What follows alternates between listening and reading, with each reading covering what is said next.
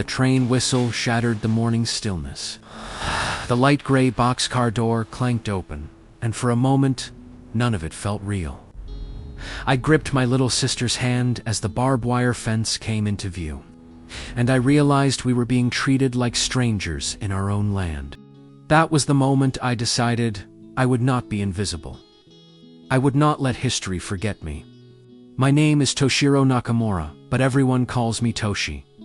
I was 16 when they came for us in 1942. Living in San Francisco's Japantown with my parents and my sister Aya.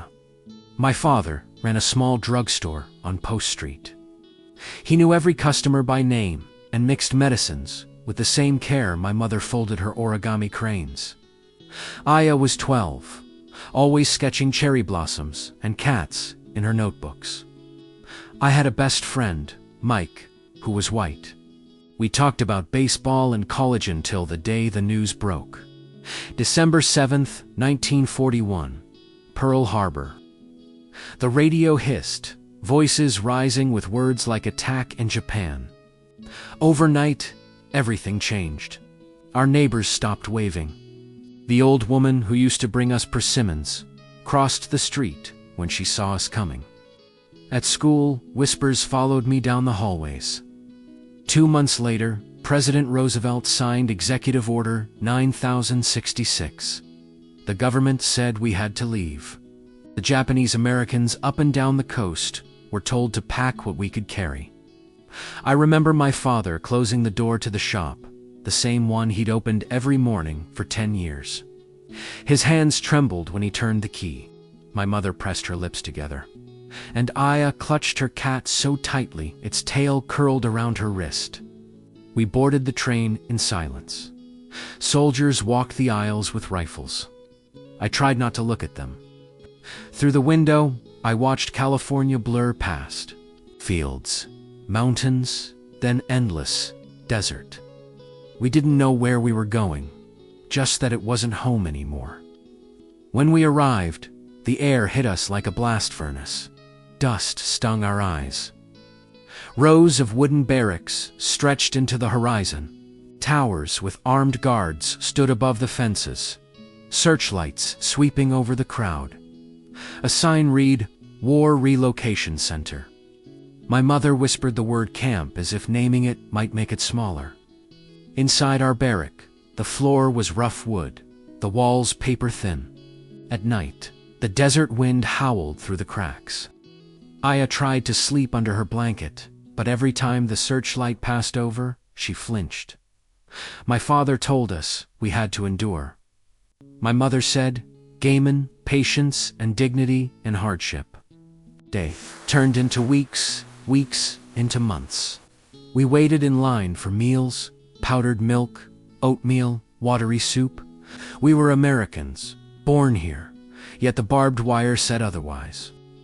Still, life found its rhythm. Children played baseball in the dust. Old men carved small toys from scrap wood. My father took a job cleaning the mess hall. My mother worked in the laundry. I helped where I could. At night, I'd climb onto the roof and stare at the stars. The silence was heavy. Sometimes I thought about Mike, wondering if he'd forgotten me or if he thought I was the enemy now. One day, the guards handed out papers, a loyalty questionnaire. Would we serve in the U.S. Army? Would we swear allegiance to America? I stared at the paper for hours. My parents said we should answer yes, but it didn't feel fair. America had locked us up behind fences and now it asked if we would fight for it. Still, I wrote yes. I wanted to believe being American meant something. That night, a fight broke out between two men outside the barracks. No one remembers how it started, maybe over rations, maybe over frustration, but within minutes, guards ran in, shouting. A gun went off. A boy not much older than me fell to the ground. The next morning, the camp was silent. People were scared to talk. I looked at Aya, sketching in the dirt, her small fingers tracing a cherry blossom, surrounded by barbed wire. She said quietly, "Even flowers bloom in the desert." Something in me changed. I started writing. I borrowed a pencil stub and began a camp newspaper. I wrote about daily life, about hope, about the things we couldn't say out loud. I wrote, "We are not weeds. We are seeds. Despite the dust and the fence, we will grow." Aya drew the illustration, a branch of blossoms tangled in wire. Soon, people started reading it. They pinned it to the mess hall wall. Someone copied it and passed it to another block. It gave people something small, but for the first time, I felt like I could breathe again. Later that summer, I was sent to work on a nearby farm, allowed outside the fence under guard. The air smelled like soil and alfalfa. The sun felt good on my skin. There, I met Bill, a white farmhand, about my age. He asked me where I was from.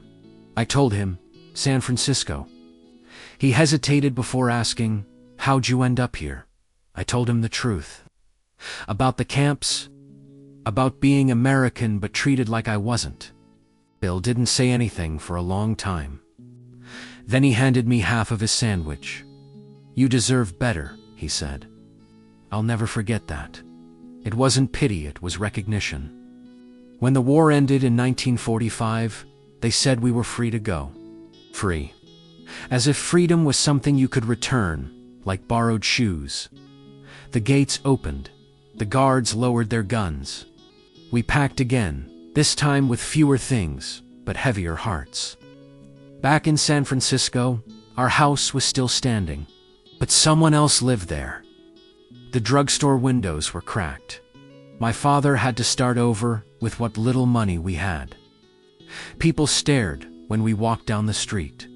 Some smiled awkwardly, others turned away. The war was over, but the wounds were not. I joined the army for a short time.